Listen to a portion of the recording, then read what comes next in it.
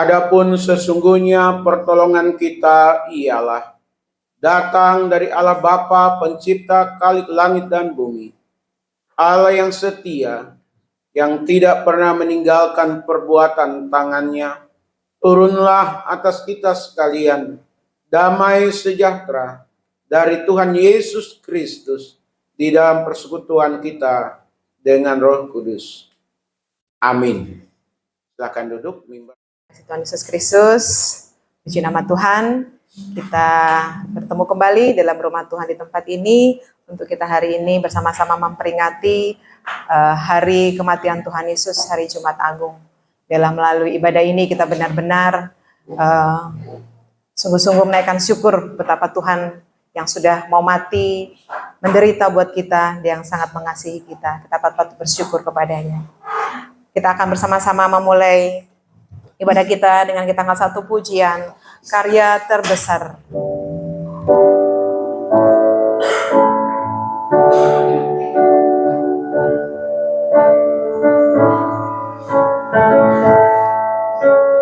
Kasih yang terindah,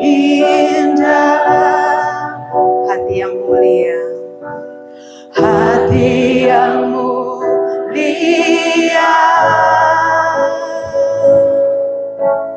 Hanya ku temukan di dalam-Mu, Yesusku. Pujian dari hatiku selalu di setiap waktu. Tiada pernah berubah kasih-Ku. Sekali katakan, kasih yang terindah, kasih yang terindah,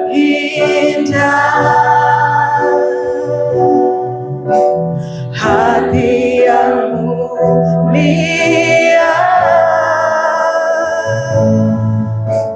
Hanya ku temukan di dalam-Mu, Yesusku.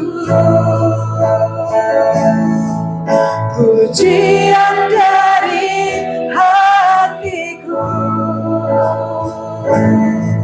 selalu di setiap waktu. Tiada pernah berubah kasih-Mu. Katakan bersama-sama, karya terbesar, karya terbesar dalam hidupku, pengorbananmu yang selamatkanku. Engkaulah yang tak ternilai, yang ku miliki dan ku hargai. Yesus, Engkau ku kagumi. Bapak Ibu, saya undang untuk bersama-sama berdiri. Mari kita berdiri bersama-sama, kita angkat pujian dari awal dengan sungguh-sungguh katakan, kasih yang terindah, hati yang mulia Bapa, hati yang mulia. Hanya ku temukan dalam-Mu, hanya ku temukan di dalam-Mu, Yesusku. Pujian, pujian dari hatiku selalu di setiap waktu. Tiada pernah berubah kasih-Mu Bapa, tiada berubah kasih-Mu. Katakan, karya terbesar dalam hidupku, karya terbesar pengorbananmu. Amin. Yang telah selamatkan Bapa. Engkaulah harta yang tak ternilai, yang ku miliki dan ku hargai. Yesus, Engkau ku kagumi. Oh, karya terbesar dalam hidupku, karya terbesar dalam hidupku, pengorbananmu Bapa. Oh, yang selamatkanku, Engkaulah harta yang tak ternilai, yang ku miliki dan ku hargai. Yesus, ku kagumi. Yesus, Engkau ku kagumi. Katakan Yesus, Kau ku kagumi. Ku kagumi.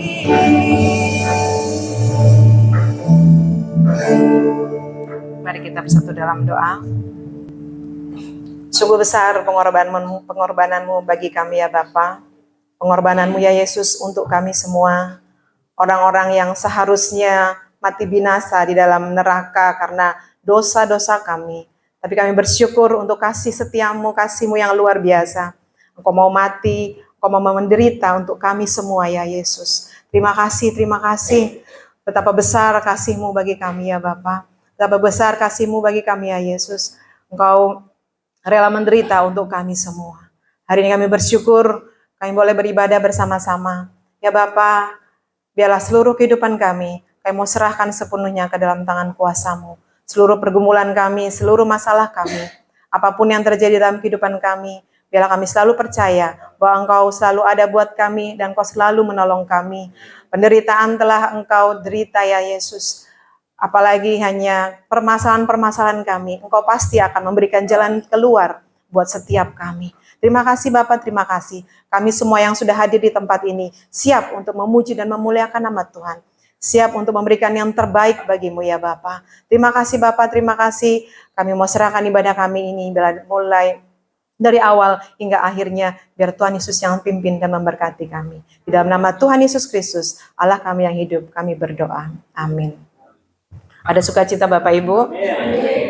Begitu besar yang tunggal, supaya setiap orang yang percaya kepadanya tidak binasa, melainkan beroleh hidup yang kekal. Kita semua sudah menjadi bilangan orang yang diselamatkan oleh Tuhan, karena kasih Tuhan yang sudah sungguh luar biasa dalam hidup kita. Mari kita ingat kasih-Nya yang besar, yang berkorban untuk kita. Kita ngepuji ini bersama, ingat kasih-Nya.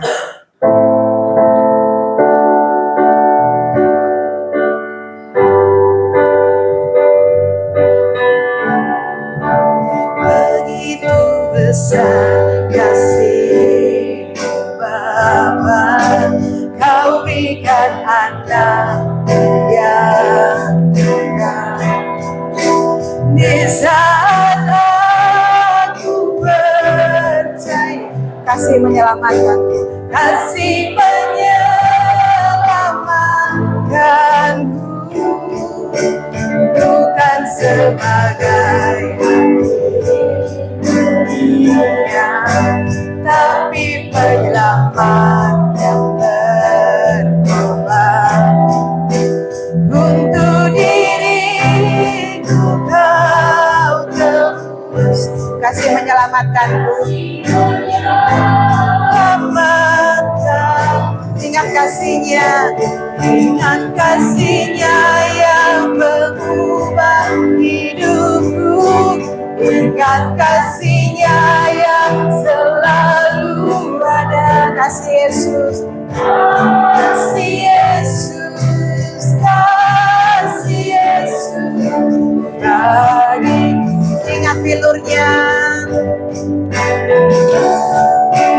ingat pilur-Nya yang sembuhkan lukaku. Ingat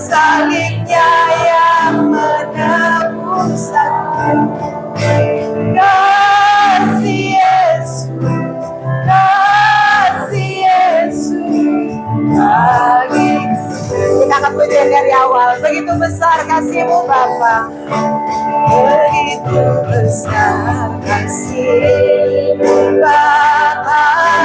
Kau berikan anak-Mu yang tunggal.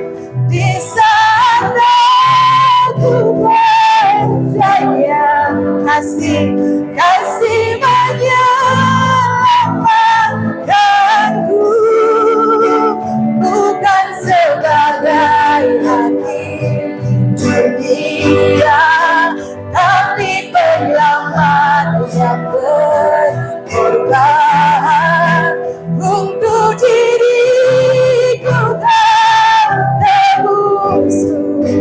Kasih menyelamatkanku, ingat kasih-Nya yang mengubah hidupku, ingat kasih-Nya yang selalu ada. Kasih Yesus bagiku. Ingat pilu-Nya yang sembuhkan lukaku, ingat salib-Nya yang menebus aku. Kasih Yesus bagiku.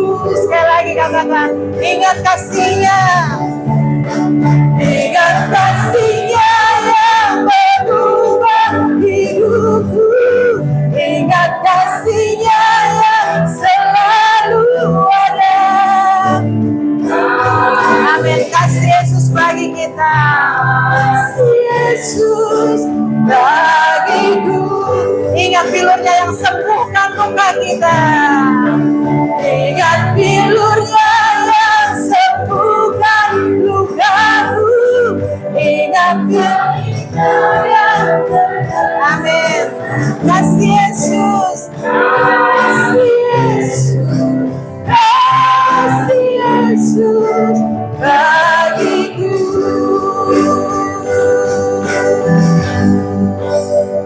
Puji nama Tuhan.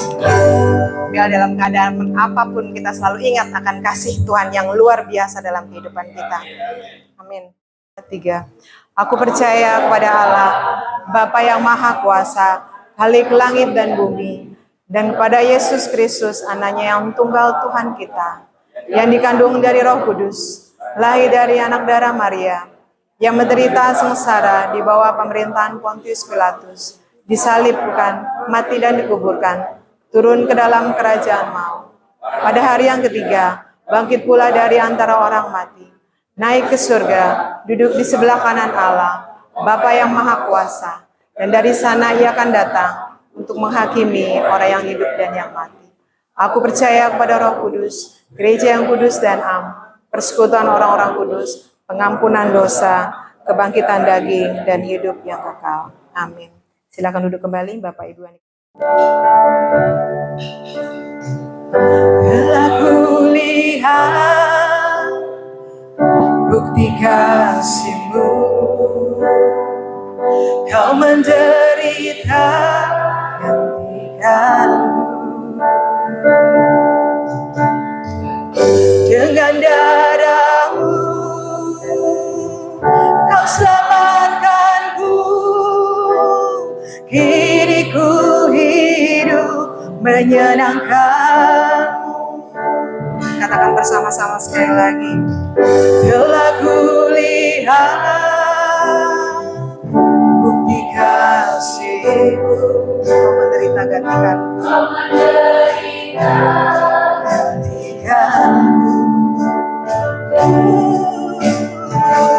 Dengan darah-Mu Kau selamatkanku, kini ku hidup menyenangkan-Mu.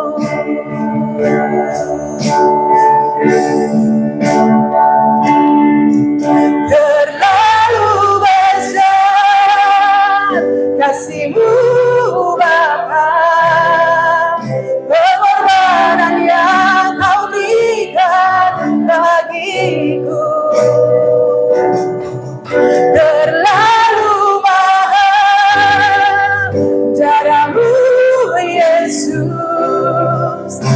tercurah untuk menebus hidupku.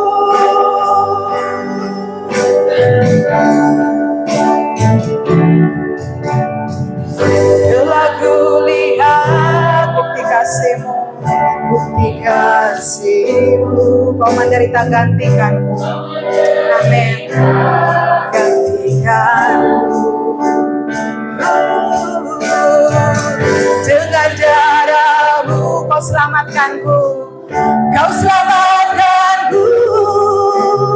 Kini ku hidup menyenangkan-Mu. Terlalu besar kasih-Mu Bapa, pengorbanan yang Kau berikan bagiku. Terlalu mahal darah-Mu Yesus, tercurah untuk menebus hidupku. Katakan bersama-sama, terlalu besar kasih-Mu Bapa, terlalu besar kasih-Mu Bapa, pengorbananmu Tuhan Kau berikan bagiku. Terlalu mahal darah-Mu Yesus, tercurah untuk kami Bapa, menebus hidupku. Sekali lagi katakan, terlalu besar kasih-Mu Tuhan, terlalu besar kasih-Mu Bapa, pengorbanan yang Kau berikan bagiku. Terlalu mahal. Pada apa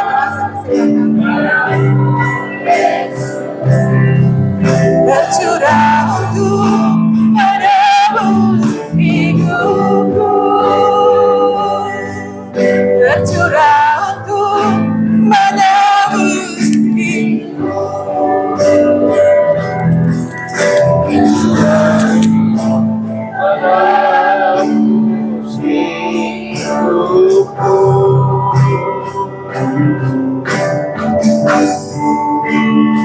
Mari kita satu dalam doa. Kami bersyukur Tuhan, di Jumat Agung ini kami boleh bersama-sama datang beribadah kepada Tuhan.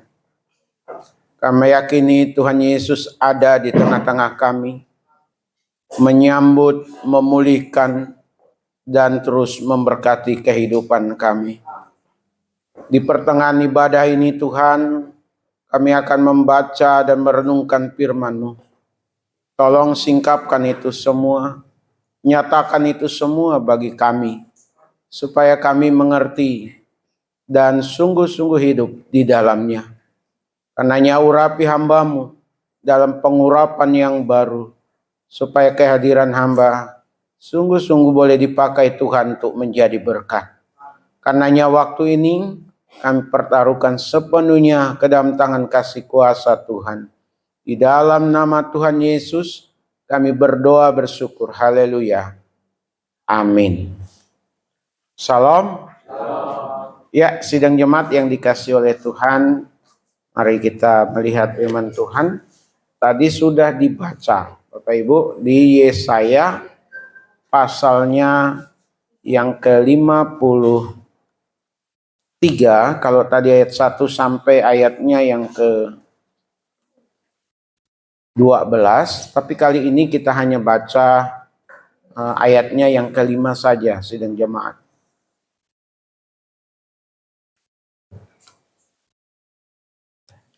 Nanti kita akan melihat juga beberapa ayat. Yesaya pasal 53 ayat 5. Kita baca sekali lagi, sudah? Kita baca bersama-sama. 1, 2, iya. Tetapi dia tertikam oleh karena pemberontakan kita. Dia diremukkan oleh karena kejahatan kita. Ganjaran yang mendatangkan keselamatan bagi kita ditimpakan kepadanya. Oleh bilur-bilurnya kita menjadi sembuh.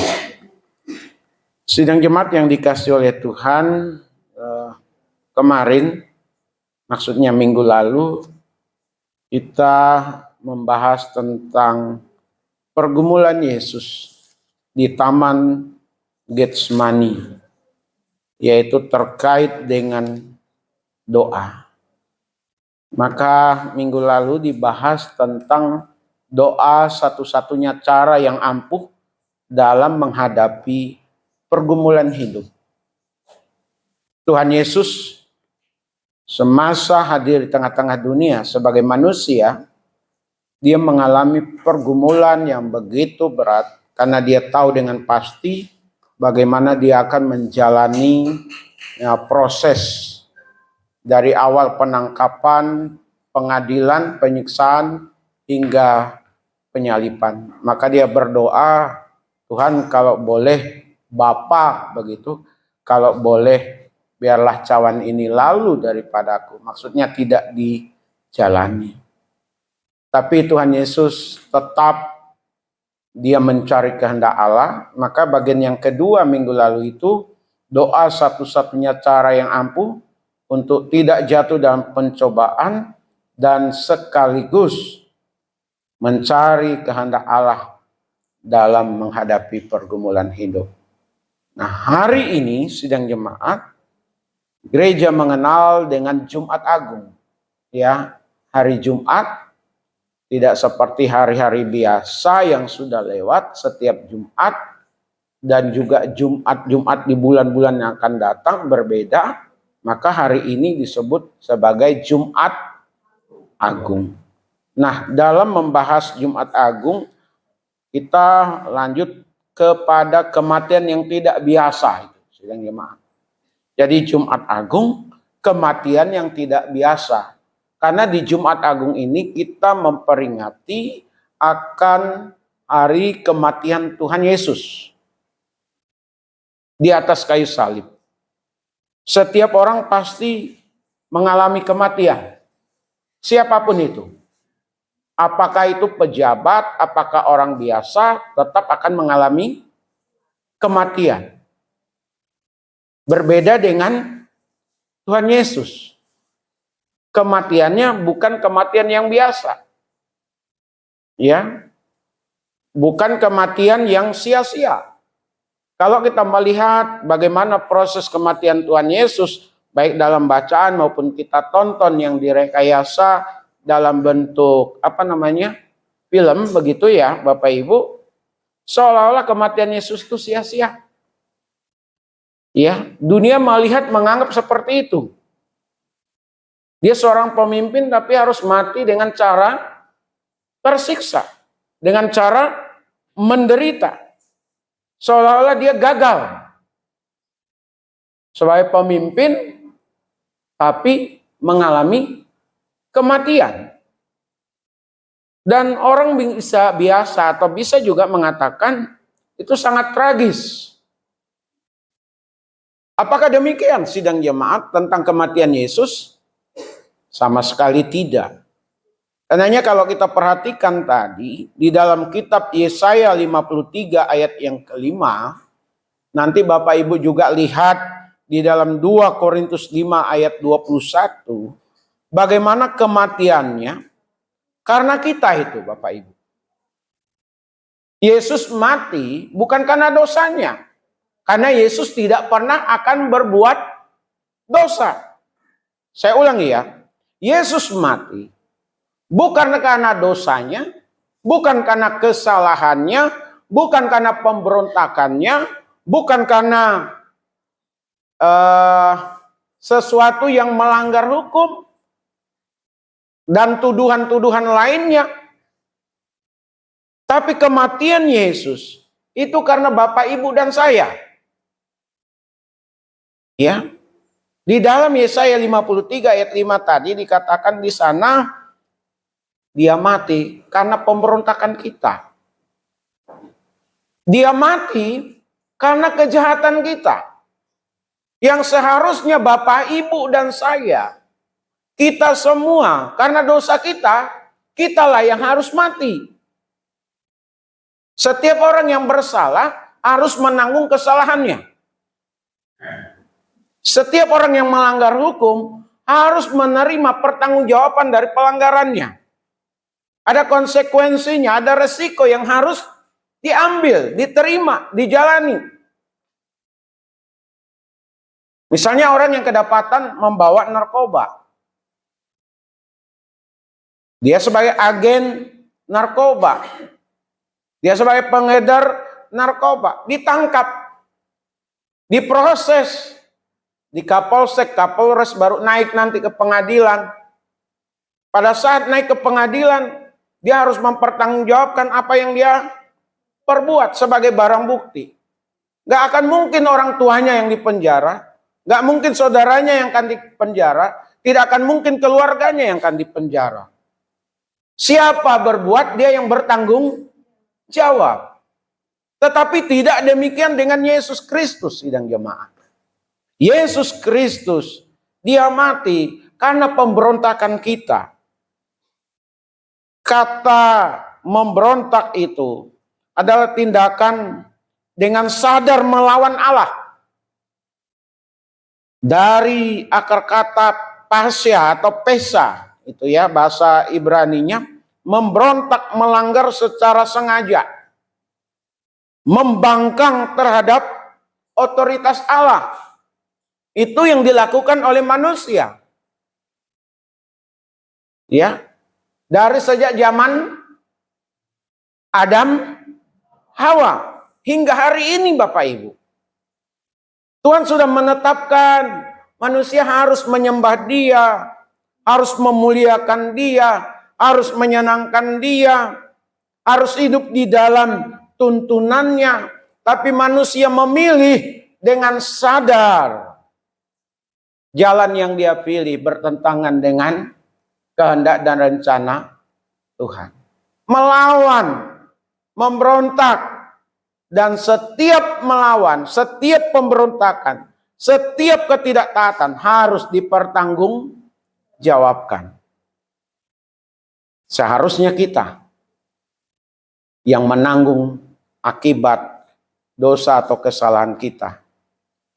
Tetapi coba perhatikan sekali lagi ayat yang kita baca di Yesaya 53 ayat 5. Dia mati karena pemberontakan kita. Amin. Dia mati karena kejahatan kita. Dia menggantikan kita. Bapak Ibu, sidang jemaat. Kalau kita lihat proses kematian di atas kayu salib itu, Bapak Ibu, yang seharusnya Yesus itu sudah mati saat disesah itu. Dicambuk. Kurang satu katanya. Satu kali lagi dicambuk, selesai. Masih ada kesempatan baginya. Ya, dia di dalam pengadilan, dia disiksa sedemikian rupa Bapak Ibu. Dia jalani. Kepalanya dimahkotai duri. Dia terima. Dia diludahi. Dia dicaci maki. Dia tidak diakui oleh orang-orang terdekatnya. Jangan-jangan kamu salah satu, kata si penanya. Salah satunya itu perempuan tuh menanya Petrus. Kata Petrus, saya tidak mengenal dia. Saya bukan muridnya. Gak diakui. Dia yang harusnya dihormati. Dia yang harusnya disanjung. Dia tidak harus diperlakukan yang sia-sia. Diperlakukan dengan perlakuan yang tidak manusiawi. Dia terima. Supaya Bapak, Ibu, dan saya tidak menanggung lagi dosa yang kita perbuat. Amin. Sudah diselesaikan oleh Tuhan Yesus di atas kayu salib. Maka dia berkata, sudah selesai. Nanti saya akan bahas itu. Tapi yang jelas, dia menggantikan Bapak, Ibu, dan saya. Dia menggantikan kita semua. Karena pemberontakan kita kepada Tuhan. Kita yang seharusnya taat, kita yang seharusnya hidup bagi dia, kita tidak taat dan tidak hidup bagi dia. Dia selesaikan di atas kayu salib. Sebelum Bapak, Ibu, dan saya, kita semua menyadari apa yang dilakukan oleh Tuhan Yesus. Karena ini sudah diperbuat, dikerjakannya lebih dari 2000 tahun yang lalu. Apa yang dikerjakannya 2000 tahun yang lalu dengan rela mati di atas kayu salib, dampaknya tetap berlaku untuk kita. Itu juga yang akan saya bahas di kesempatan ini. Jadi Bapak Ibu, betapa hebatnya Tuhan Yesus. Betapa luar biasanya Tuhan Yesus. Di tengah-tengah pemberontakan kita. Dan di tengah-tengah kejahatan kita, dia mau mati untuk kita. Dia mau menggantikan kita. Dia mau menanggungnya. Sekali lagi, biasanya orang yang berbuat salah itu yang harus menanggung kesalahannya. Tapi Yesus menanggung dosa kita. Dosa yang Bapak Ibu perbuat. Dosa yang saudara-saudara perbuat. Dosa yang adik-adik perbuat, ponakan-ponakan perbuat, dosa yang anak-anak perbuat, dia tanggung. Dia tanggung, Bapak Ibu. Saya pernah berkunjung ke dalam penjara, Bapak Ibu. Ya, masa-masa masih mahasiswa itu. Sekarang nggak pernah lagi. Kenapa? Karena kesibukan mengajar. Kesibukan tugas-tugas yang lain. Dan tidak ada link lagi untuk pelayanan ke penjara. Bapak Ibu, saya melayani di Cipinang, melayani penjara yang ada di Bekasi. Dari tampilan wajah, orang-orang baik. Gak ada wajah-wajah yang sangar, yang menakutkan itu. Baik-baik. Bahkan orang yang saya ajak ngomong, yang ajak bicara, saya baru tahu setelah saya tanya apa kasusnya. Di ujung pembicaraan kami, dia bilang apa? Dia rupanya pelaku mutilasi. Berarti kan pembunuh yang begitu sadis itu, Bapak Ibu. Memutilasi orang. Udah dibunuh, dipotong-potong. Ternyata kejahatannya luar biasa itu, Bapak Ibu. Ada yang ditangkap karena kasus narkoba. Dan lebih banyak narkobanya di dalam itu. Dibandingkan kasus-kasus lain. Padahal itu sekitar tahun 90-an sekian. Gitu. Tapi yang saya mau sampaikan kepada kita sekalian Bapak Ibu, ternyata ada yang ada di dalam penjara itu. Dia merindukan keluarganya. Untuk datang berkunjung, untuk datang membesuk. Gak ada yang datang. Gak ada yang membesuk dia. Semua menghindar katanya. Ternyata memang ada alasan juga orang kenapa tidak mau membesuk ke penjara. Pertama, kalau ada yang berulang-ulang keluarganya itu masuk ke penjara, malas akhirnya. Yang kedua juga dimanfaatkan. Nah, untuk membesuk, mengunjung apapun itu alasannya, untuk membesuk atau mengunjungi, akhirnya menghindar.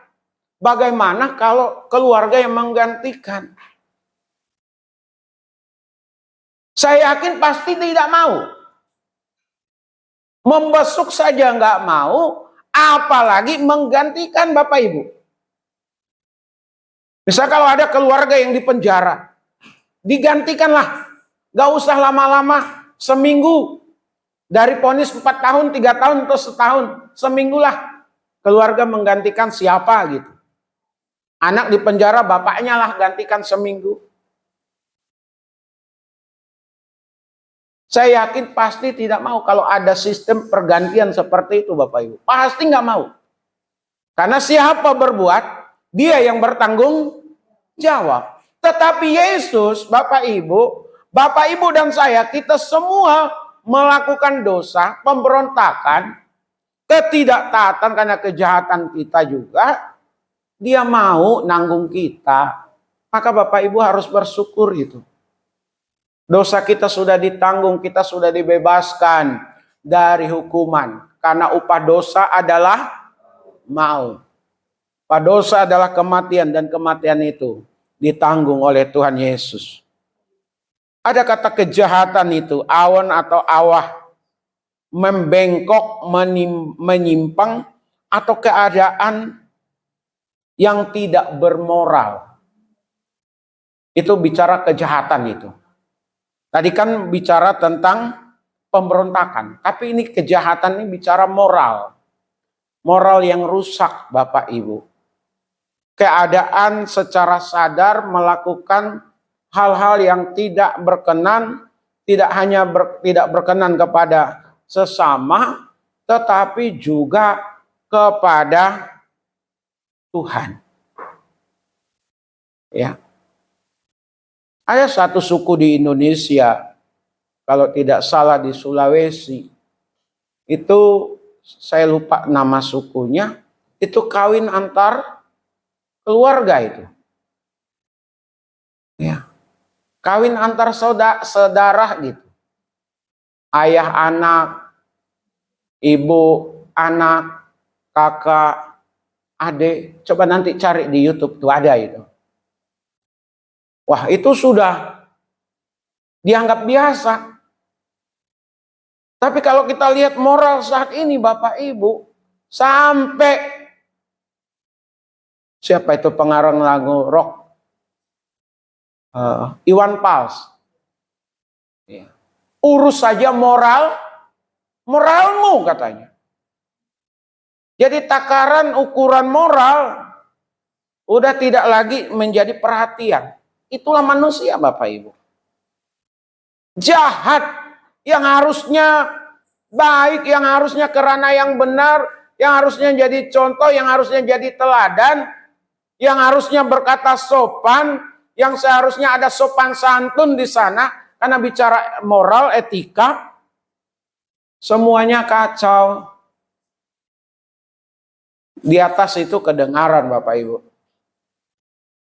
Suara orang yang lalu dari kiri, dari depan, dari kanan, dari depan gitu. Anak-anak itu.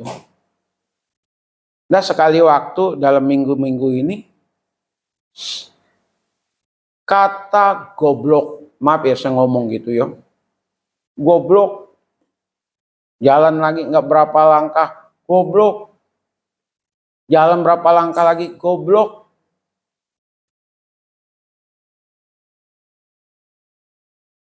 Kata-kata itu dianggap biasa.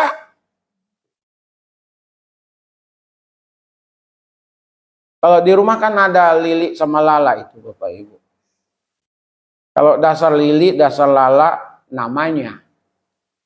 Tapi kalau udah nyebut ANJING ke orang, waduh Bapak Ibu.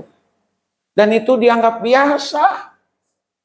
Di dalam game, anak-anak dalam game itu dipelesetin ya. Jadi apa itu?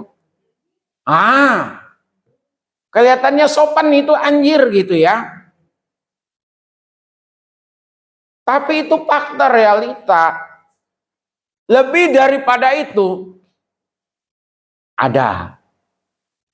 Itu yang juga di dalam Alkitab sebenarnya disebut sebagai sebuah kejahatan. Yang harusnya kena sanksi, kena hukuman, harus menerima konsekuensi yang ada. Semua ditanggung oleh Tuhan Yesus. Kematiannya yang tidak biasa, karena kematiannya itu untuk kita. Kematiannya karena kita. Itu yang pertama, Bapak Ibu. Yang kedua, kematiannya berdampak pada kebaikan kita. Kalau tadi Yesus mati, dia menggantikan kita itu.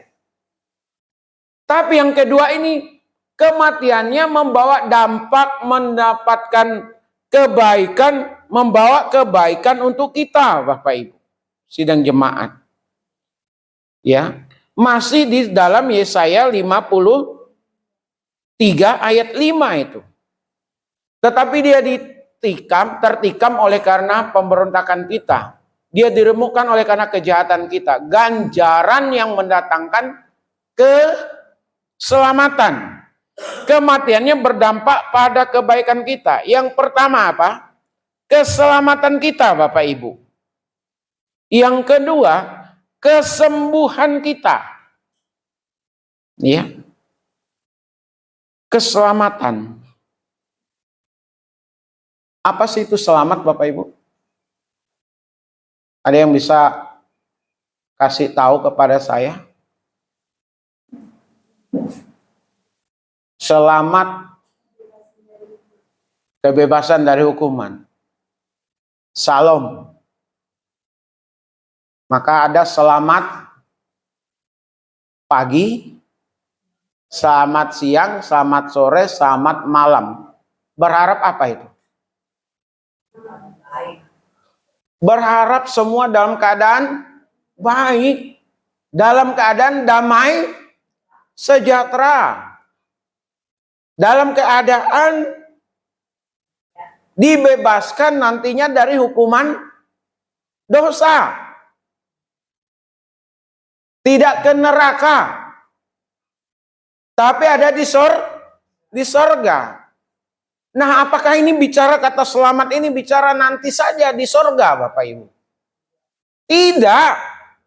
Tapi kata selamat ini juga kematiannya berdampak pada kebaikan kita dalam hal keselamatan.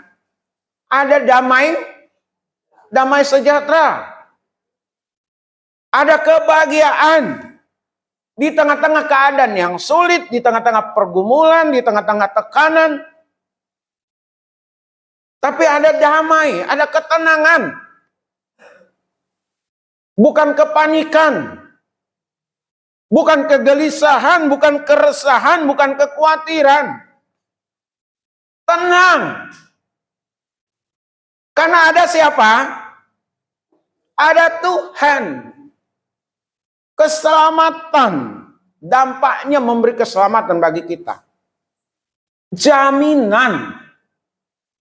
Untuk kita tidak lagi menerima hukuman dosa. Ada jaminan. Bukan karena Bapak Ibu dan saya hebat seperti yang pernah saya sampaikan di sini. Karena kita orang baik. Bukan karena kita orang bermoral. Tapi karena Yesus mati untuk kita. Dampaknya Bapak Ibu, selamat. Sekarang kata selamat itu digugat itu. Sekali percaya Yesus, tetap percaya Yesus dan selamat. Atau terima Yesus sebagai Tuhan dan Juru Selamat, dia akan selamat. Lalu ada pernyataan, mana mungkin? Enak banget, udah percaya, udah begitu saja selamat. Kalau saya tetap punya prinsip, terima Yesus sebagai Tuhan dan Juru Selamat, selamat itu Bapak Ibu. Karena dia sudah mati di atas kayu salib.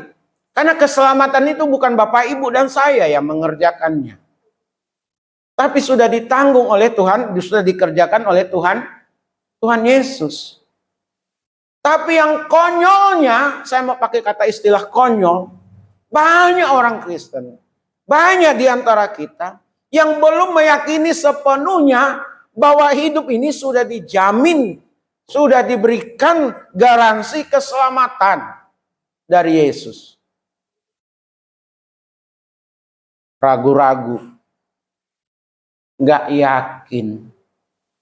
akan diselamatkan.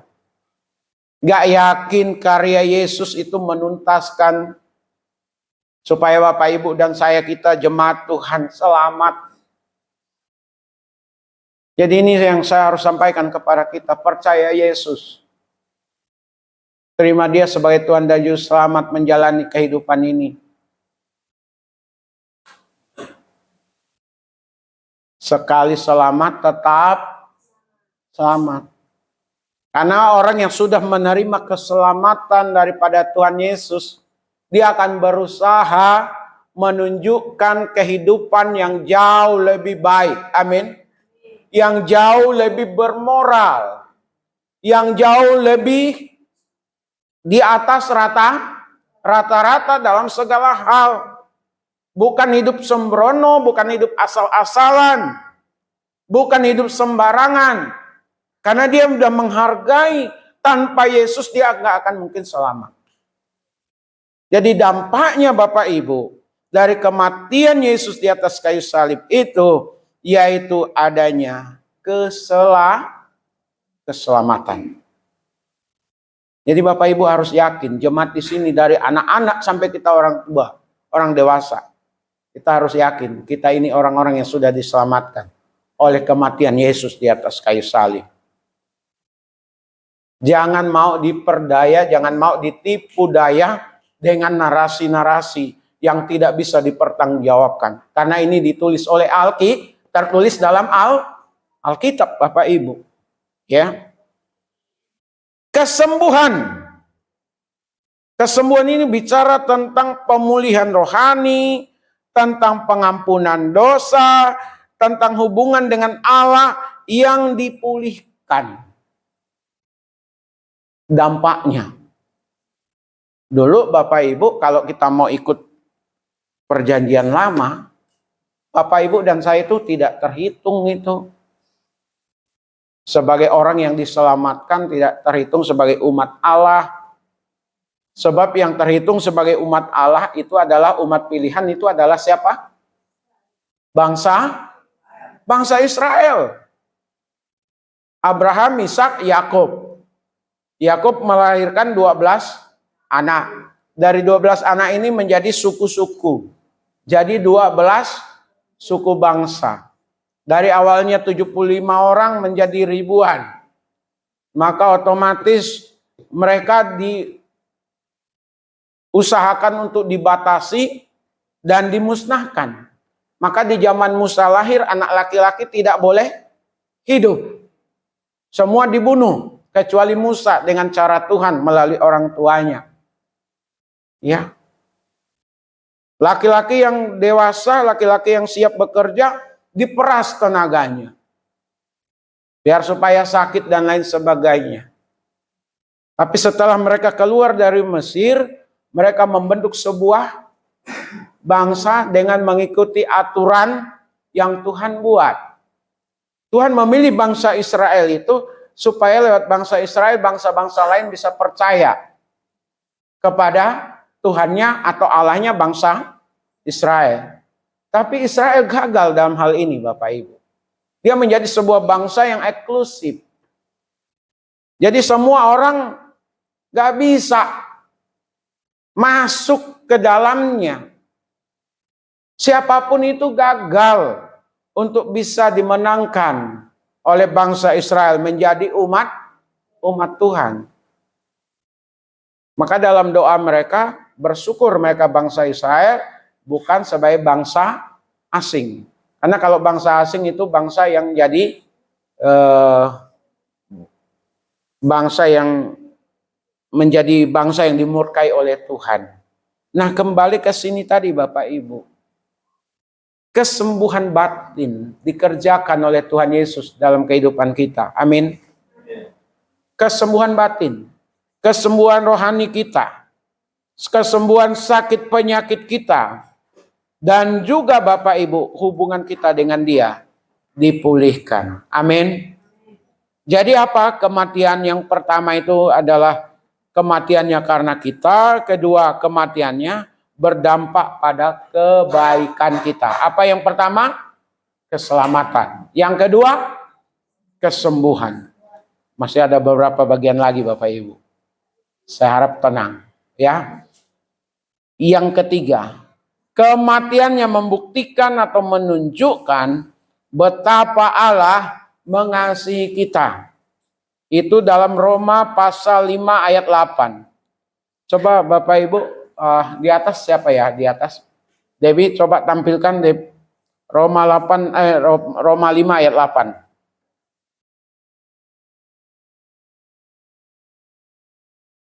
Oke, coba Bapak Ibu kita baca sama-sama sidang jemaat. 1, 2, iya. Akan tetapi Allah menunjukkan kasih-Nya kepada kita. Oleh karena Kristus telah mati untuk kita. Ketika kita masih berdosa. Ketika kita masih berdosa, Allah jauh-jauh hari sudah mengerjakan karya penyelamatan. Karena apa Bapak Ibu? Karena kasih-Nya kepada Bapak Ibu dan saya, kepada jemaat sekalian. Jadi kematian Yesus itu membuktikan atau menunjukkan betapa Allah mengasihi kita. Jadi kalau ini hari disebut sebagai Jumat Agung Bapak Ibu, sidang jemaat, kita ingat ini hari di mana Allah menunjukkan, mendemonstrasikan, membuktikan kasih-Nya kepada kita. Amin. Dengan matinya Yesus di atas kayu salib. Sebelum kita sadar kita orang berdosa. Sebelum kita tahu Yesus sebagai Tuhan dan Juru Selamat, sebagai pengantara. Allah sudah mengerjakannya lebih dari 2000 tahun yang lalu. Lewat kematian Yesus di atas kayu salib. Kasih Allah itu tidak tergantung kepada apa yang Bapak Ibu dan saya lakukan. Kasih yang Allah nyatakan itu adalah tidak bergantung kepada seperti apa dosa yang Bapak Ibu dan saya perbuat di masa-masa yang lalu. Kasih Allah itu dinyatakan sekali lagi saat manusia, saat Bapak Ibu dan saya masih hidup di dalam dosa. Itulah kasih Allah. Jadi karena Allah begitu rupa mengasihi Bapak Ibu dan saya berharap mari kita memperbaharui kasih kita kepadanya. Amin. Yang tahu keberadaan Bapak Ibu, keberadaan kita masing-masing adalah kita dan Tuhan. Tapi karya penyelamatan lewat kematian Yesus di atas kayu salib sudah dikerjakannya. Jadi kematiannya sekali lagi menunjukkan betapa Allah mengasihi kita. Amin. Bapak Ibu dikasihi oleh Tuhan. Anak-anak sekolah minggu dikasihi oleh Tuhan. Anak-anak remaja dikasihi oleh Tuhan. Kasih manusia, kasih keluarga, kasih sanak famili, kasih teman bisa jadi terbatas. Dan memang tidak ada bandingnya dibandingkan dengan kasih Kristus kepada Bapak Ibu. Jadi kalau Bapak Ibu kita semua mengalami situasi-situasi yang sulit, keadaan-keadaan penuh tekanan, dan lain sebagainya, ingat, Dia mengasihi kita. Ya, kalau Dia mengasihi kita, maka kita akan konsisten dalam menjalani hidup ini. Kita akan terus semangat, amin. Kita tidak ada dalam keputusasaan. Ya begini-begini tetap dalam kasih Tuhan. Dan kasih-Nya itu sempurna untuk kita. Amin. Yang keempat. Saya percepat karena kebanyakan di poin 1 dan 2 itu. Yang keempat, kematiannya menuntaskan banyak hal. Di dalam Yohanes 19 ayat 30. Itu tadi saya singgung kata sudah selesai. Di mana kata sudah selesai itu dinyatakan oleh Tuhan Yesus Bapak Ibu? Di atas kayu salib. Karenanya mari kita baca di dalam Yohanes 19 ayat 30.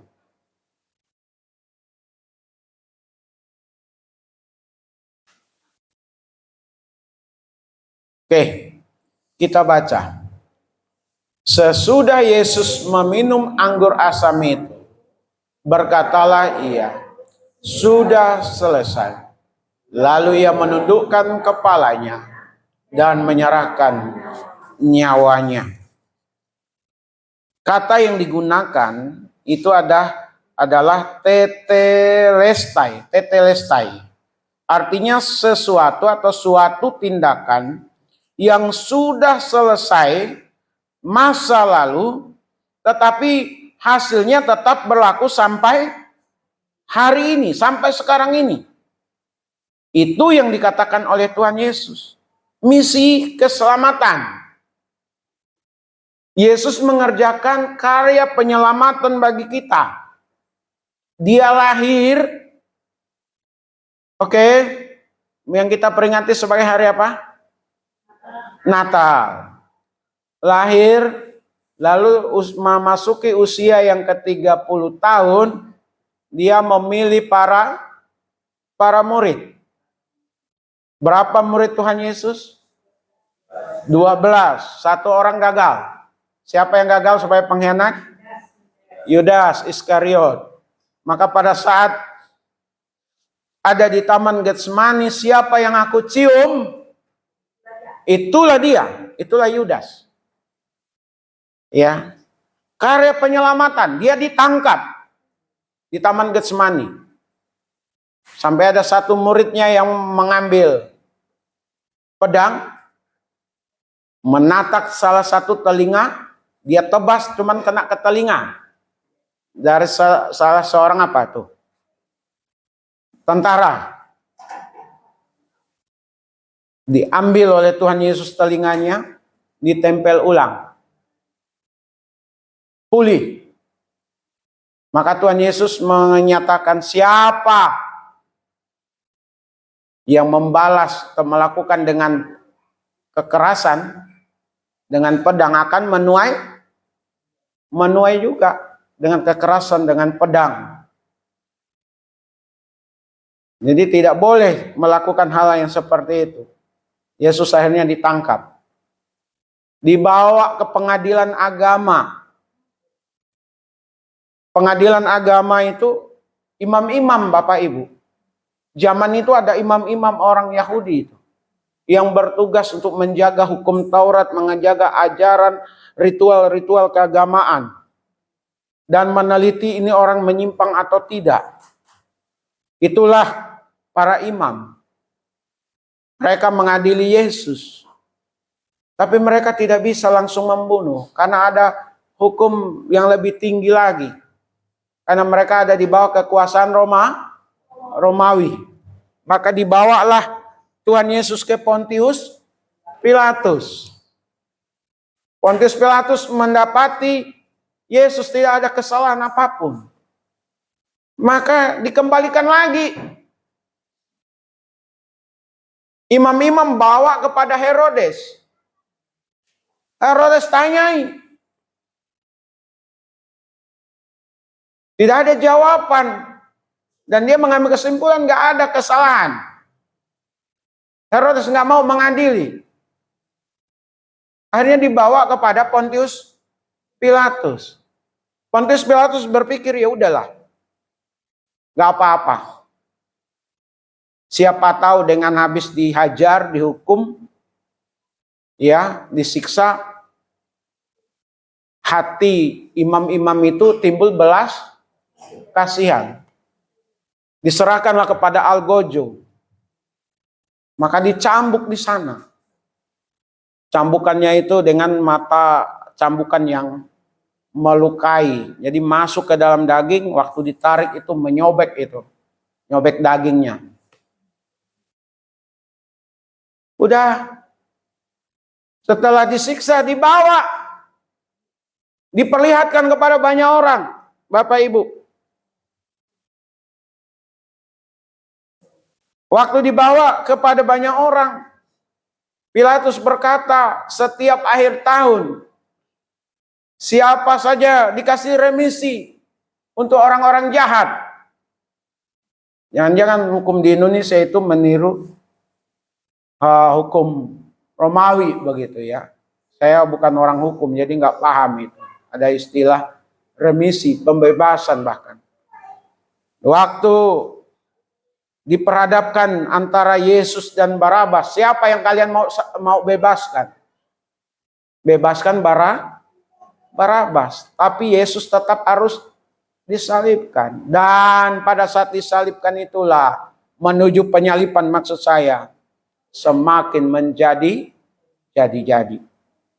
Kepalanya mahkotai duri, dikasih jubah diolok-olok, sampai ditulis inilah raja orang Yahudi. Itu semua bentuk penghinaan. Ya. Dibawa untuk menuju Golgota, memikul salib. Setibanya di bukit Golgota, disalibkan. Dan akhirnya dikasihlah tadi, apa namanya itu? Asam tadi ya, Bapak Ibu. Kayak spon begitu. Dikasih, masukkan ke asam itu. Untuk mengurangi rasa sakit dan haus.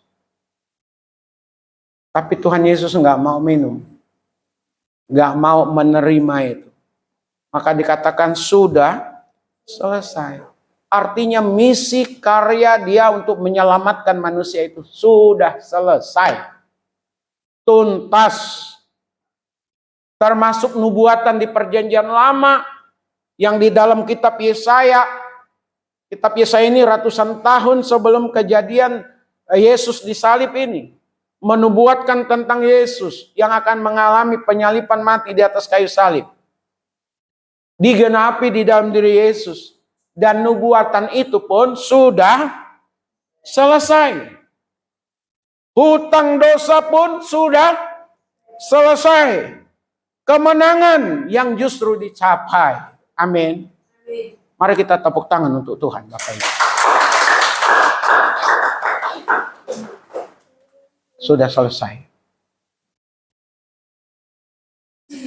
Terakhir, kematiannya membuka akses kita kepada Allah. Matius pasal 27 ayat 50 sampai 51. Tolong ditayangkan lagi, Dep. Ini terakhir Bapak Ibu ya. Biasanya kalau terakhir itu semangat gitu ya. Ya, saya kalau mau panjang lagi nih khotbahnya. Tapi ada perjamuan kudus. Tunggu lagi hari Senin. Hari Senin, hari Minggu gitu ya. Hari Senin lagi ini udah mau masuk sekolah. Hari Minggu kita memperingati kebangkitannya yang dikenal dengan Paskah. Kita ada perjamuan kasih. Bapak Ibu, kalaupun lama nanti khotbah gak masalah di hari Minggu. Maksud saya gitu. Karena kalau lapar nanti ada makanan dan minuman. Kan kira-kira begitu Bapak Ibu ya. Sudah ketemu? Matius pasal yang ke-27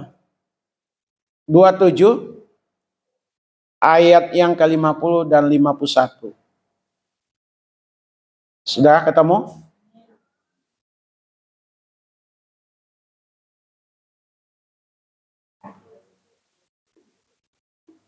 Matius 27 ayat 50 51. Ya, kita baca dulu. Kita baca sama-sama. 1, 2, iya. Yesus berseru pula dengan suara nyaring, lalu menyerahkan nyawanya. Dan lihatlah tabir bait suci terbelah dua, dari atas sampai ke bawah. Dan terjadilah gempa bumi, dan bukit-bukit batu terbelah. Kita fokus kepada tabir bait suci atau bait Allah. Tabir itu maksudnya kain penutup sebagai pembatas. Ya, tidak hanya sekedar gorden itu ya, tapi ini memang kain yang benar-benar kuat, kain yang begitu bagus untuk membatasi antara ruang Maha Kudus dengan ruang kudus, ruang biasa. Antara imam dengan umat. Berarti dibatasi oleh tabir ini atau kain itu, kain pembatas. Tapi pada saat Yesus mati di atas kayu salib, Alkitab juga mencatat ternyata tabir itu kain pembatas itu terbelah. Itu bukan dari bawah ke atas, Bapak Ibu. Tapi dari atas ke bawah. Kalau dari bawah ke atas, itu pasti manusia yang mengerjakan. Ditarikan dari bawah. Tapi ini dari atas ke bawah. Yang mengerjakan adalah Allah itu sendiri. Artinya di sini kematiannya membuka akses kita kepada Allah. Jadi tidak lagi dibatasi, Bapak Ibu. Ya, kalau tadi mungkin bukan mungkin nih ya, kalau bahasa sekarang ini handphone udah apa itu? 5G kan? Ya betul ya Pak. Yang begitu cepat ya Pak. Udah 5G. Dulu apa? 3G kan? 3G, 4G, 5G. Karena yang tertinggi sekarang itu 5G. Nah, hubungan kita dengan Allah udah sama dengan 5G-nya gitu. Cepat aksesnya. Gak perlu nunggu pendeta lagi Bapak Ibu. Gak perlu nunggu majelis. Bapak Ibu sidang jemaat, ada keperluan, ada kebutuhan, ada apapun, tinggal datang berseru kepada Tuhan. Amin. Saya lagi ada masalah, saya ada banyak tantangan, kesulitan. Kok hati saya nggak damai, hati saya nggak tenang. Tinggal ngomong Bapak Ibu. Terserah Bapak Ibu mau ada di tempat mana. Lagi duduk-duduk. Teringat. Tuhan tolong. Tuhan pimpin. Tuhan berkati. Tuhan lindungi. Waktu saya ke Baduy, minggu lalu ya. Yang minggu lalu waktu ke Baduy itu, anak saya Eliezer tuh mau berenang katanya. Mau nonton. Tapi akhirnya nggak jadi. Setelah 1 hari kemudian baru dikasih tahu. Nah waktu dengar mau berenang, saya kan tahu anak saya mana ini Eliezer belum bisa berenang. Ya, tapi senang kalau di Ancol itu kan yang ada gelombangnya itu, gelombang buatan itu kan. Saya juga senang tuh. Tapi kan dia nanti udah itu narik lagi kan gitu kan. Gelombang, namanya gelombang buatan. Kalau yang nggak bisa berenang di tempat yang dalam, itu bisa ketarik dan bisa lemas. Saya ingat anak saya ini kan biarpun tinggi tapi nggak bisa berenang. Tempat nonton film atau buka puasa udahlah. Saya berdoa, Tuhan tolong anak saya. Saya suka begitu Bapak Ibu. Anak saya, istri saya lagi tengah mengajar nih. Saya duduk sebentar berdoa dalam hati, Tuhan tolong. Ingat jemaat. Langsung berdoa, Tuhan tolong. Akses kita kan akses 5G itu. Kapan lagi kita mau gunakan? Kalau bukan sekarang ini Bapak Ibu. Ya jangan merasa, ya saya orang baru Kristen. Saya doanya kurang afdol. Enggak Bapak Ibu. Kita punya tempat yang sama, kita punya orang yang sebagai orang yang istimewa di hadapan Tuhan. Amin. Istimewa enggak Bapak Ibu? Istimewa? Punya kuasa? Punya. Kuasa dari siapa? Punya akses untuk meminta? Punya keyakinan? Harus. Jadi kalau udah punya keyakinan, doain.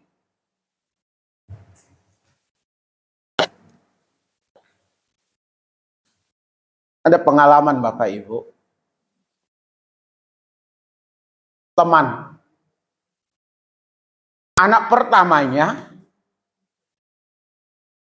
udah 6 tahun pacaran. Hampir tahun ke-7.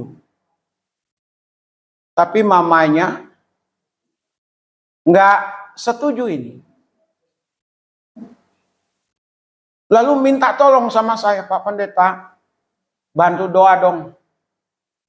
Anak saya, kalau boleh, gak jadi sama dia. Wah, gimana doanya? Anaknya suka sama suka, tapi orang tua gak setuju.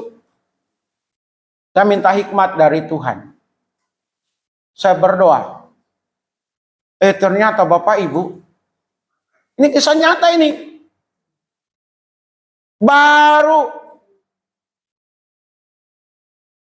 Baru itulah pengalaman saya mendoakan orang. Putus, Bapak Ibu. Udah kayak layangan. Putus, dia dapat yang baru. Anaknya. Dan tidak begitu lama nikah. Sama orang yang baru. Sekian tahun kemudian, anaknya yang bungsu minta ketemuan, minta didoakan supaya putus juga itu anaknya. Wah, ini spesialis mendoakan untuk putus gitu loh. Didoakan. Itu 2 tahun yang lalu, Bapak Ibu. 2 tahun atau 3 tahun yang lalu. Padahal ini anak pacaran sejak zaman SMP. SMP udah tamat, SMA udah tamat, udah kuliah, jalan. Saya doakanlah Bapak Ibu. Gak ada kabar beritanya. Baru kemarin ketemu Bapak Ibu. Gimana Bu? Anaknya yang kita doakan. Sorry Pak Pendeta, lupa ngasih tahu. Kenapa memangnya? Udah putus. Udah dapat yang baru lagi. Berarti Bapak Ibu, ada sesuatu yang Tuhan kerjakan untuk orang itu. Dan juga ada sesuatu yang Tuhan nyatakan untuk Pak Paran sebagai hamba Tuhan. Bahwa kita tidak boleh main-main dalam banyak hal. Apalagi terkait dengan doa dan permintaan kita kepada Tuhan. Kita orang yang istimewa di hadapan Tuhan. Akses kita selalu ada apapun itu, Bapak Ibu. Amin. Jangan ragukan Tuhan. Ingat sekali lagi, kematiannya membuka akses kita kepada Allah.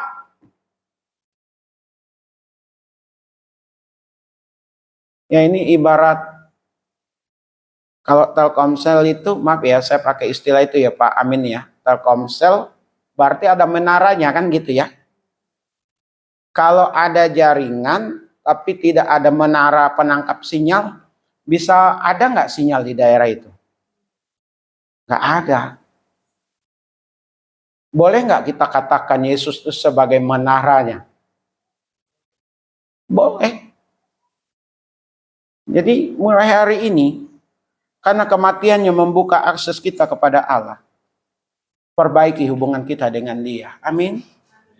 Perbaiki. Sampaikan sedemikian rupa. Apa saja. Nggak harus puasa dulu. Gak harus di Israel dulu, di tanah suci kita berdoa. Siapapun, dimanapun, kapanpun, kita bisa jumpa dengan Tuhan kita. Amin. Amin. Tanpa mengenal hari, tanpa mengenal jam, tanpa mengenal bulan, tanpa mengenal tahun, apalagi duit. Duit kita nggak laku. Jadi Bapak Ibu, ini yang saya bisa bagikan kepada kita, bahwa Jumat Agung, kematian yang tidak biasa. Kenapa kita katakan kematian yang tidak biasa? Karena kematian Yesus itu karena kita. Kematian Yesus berdampak kepada kebaikan kita. Kematiannya membuktikan betapa Allah mengasihi kita. Kematiannya menuntaskan banyak hal dalam kehidupan ini. Misi penyelamatan oke, nubuatan PL tergenapi, kemudian hutang dosa dilunasi, tuntas, ya, kemudian kemenangan telah dicapai, serta terakhir kematiannya membuka akses kita kepada Allah. Amin. Tuhan Yesus memberkati kita sekalian. Mari kita tundukkan kepala. Kau berikan hidup yang baru, darah-Mu menyucikan hidupku Tuhan. Darah-Mu menyucikan, pulihkan hatiku. Ku nyatakan Kaulah segalanya. Engkaulah sumber pengharapan. Kuasa-Mu sanggup menyembuhkanku Tuhan. Sanggup menyembuhkan. Jiwaku berserah padamu. Jiwaku pun berserah hanya kepadamu. Yesus, Kaulah segalanya. Katakan karena salib-Mu. Karena salib-Mu ku hidup. Karena salib-Mu ku menang. Engkau yang berkuasa, sanggup untuk melakukan mujizat-Mu. Karena salib-Mu ku hidup. Karena salib-Mu ku menang. Amin. Ku menang. Engkau yang berkuasa, sanggup untuk melakukan mujizat-Mu di hidupku. Bapak Ibu, mari kita bersama-sama bangkit berdiri. Dengan iman katakan, hanya Kau Tuhan di hidupku. Amin. Di hidupku. Katakan dengan iman, Kau berikan hidup yang baru Tuhan. Berikan hidup yang baru. Darah-Mu menyucikan Tuhan. Darah-Mu menyucikan, pulihkan hatiku. Ku nyatakan Kaulah segalanya. Engkaulah sumber pengharapan. Kuasa-Mu sanggup menyembuhkanku Tuhan. Kuasa-Mu sanggup menyembuhkan. Jiwaku berseru. Jiwaku pun berserah hanya kepadamu. Katakan, Yesus Kaulah segalanya. Kaulah segalanya. Karena salib-Mu, karena salib-Mu ku hidup. Karena salib-Mu aku menang. Amin. Ku menang. Engkau yang berkuasa, sanggup untuk melakukan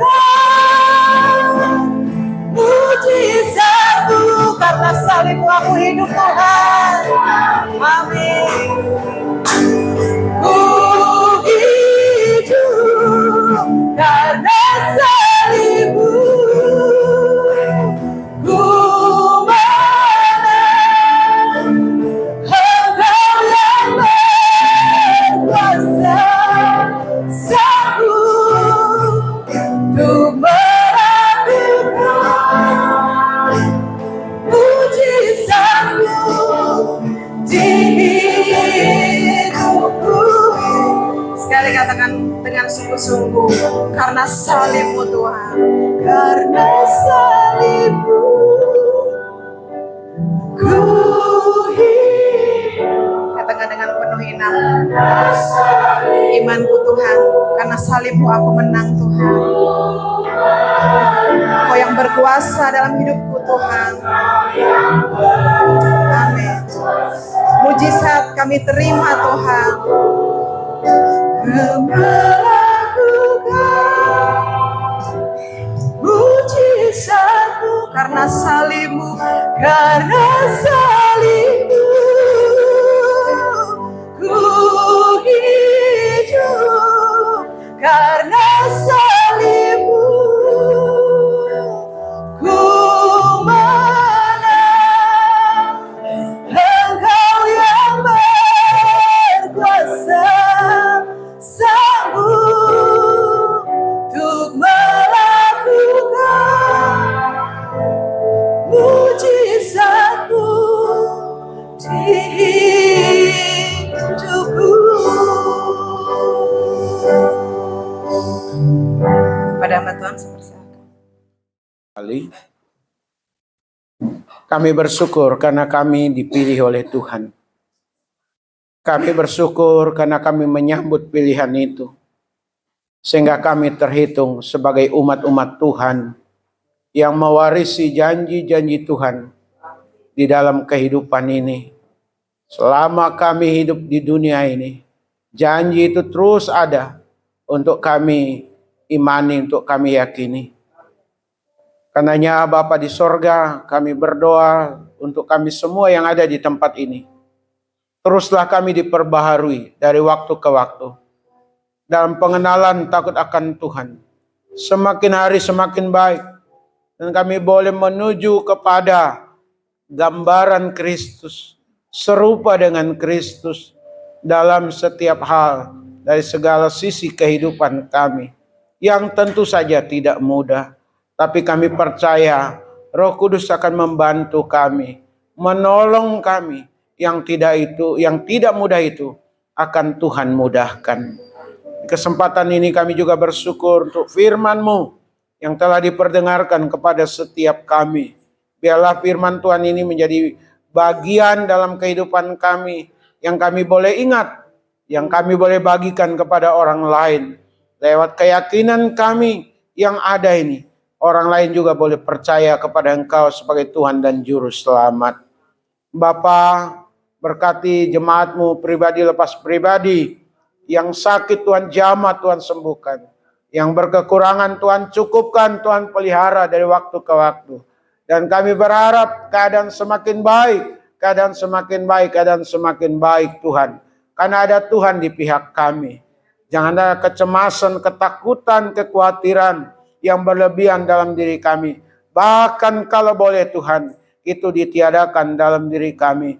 Kami fokus kepada Tuhan dan kekuatan pemulihan datang dari Tuhan.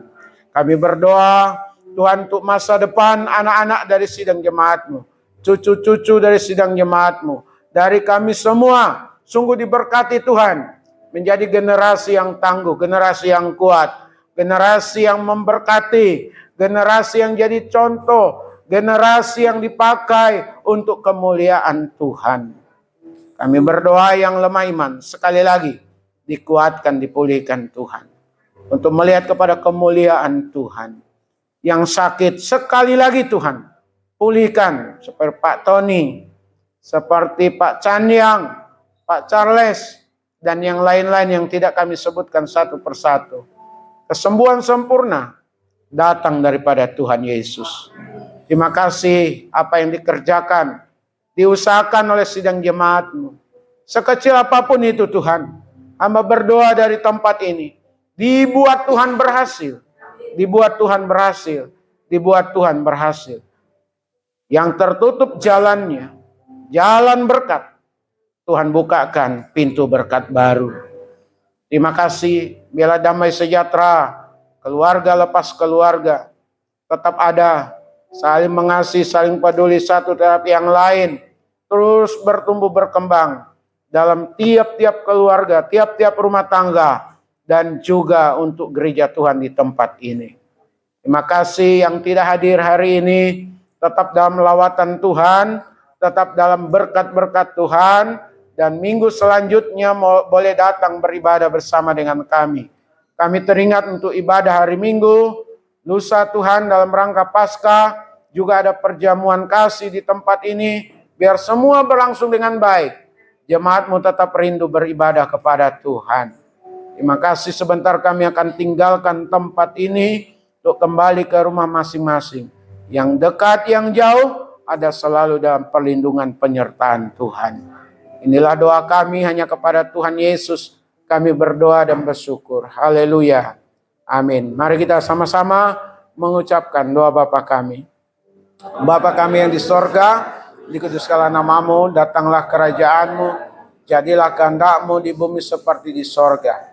Bila kami pada hari ini makanan kami yang secukupnya, dan ampunilah akan kesalahan kami, seperti kami juga mengampuni orang yang bersalah kepada kami. Dan janganlah membawa kami ke dalam pencobaan, tetapi lepaskanlah kami daripada yang jahat. Karena Engkau lah yang punya kerajaan, dan kuasa, dan kemuliaan sampai selama-lamanya. Amin. Arahkanlah hati dan pikiran kita, dan terimalah berkat-Nya. Adapun kasih karunia dari Bapa kita di sorga, damai sukacita di dalam Tuhan Yesus, pimpinan penghiburan pengajaran dari Roh Kudus, menyertai setiap kita hari ini, besok, bahkan sampai selama-lamanya. Amin.